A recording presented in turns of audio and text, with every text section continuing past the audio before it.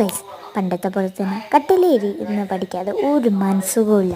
അപ്പോൾ ഇന്ന് നമുക്ക് ഒരു ഹോംവർക്കാണ്. പേജ് തീർക്കണം. മാത്സ് ആണ് കേട്ടോ. അത് ഒട്ടുകളിയല്ലേ.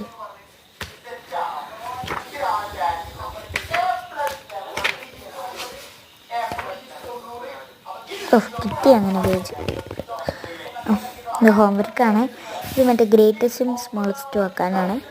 5th എത്തിയിട്ടാണ്.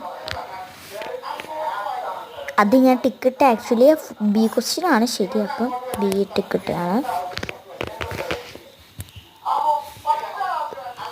ബി ആണ് ശരി.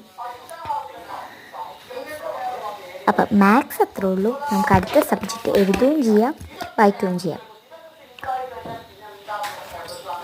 അടുത്ത സബ്ജക്റ്റ് കഴിഞ്ഞു. അപ്പം ഇന്നിപ്പോൾ ഇത്രേ ഉള്ളൂ. കുറച്ച് നേരം അധികം പഠിച്ചു കേട്ടോ. പിന്നെ കാട്ടാൻ പറ്റാത്തതാണ് അധികം. എല്ലാ സബ്ജക്റ്റും നോക്കി. Bye bye.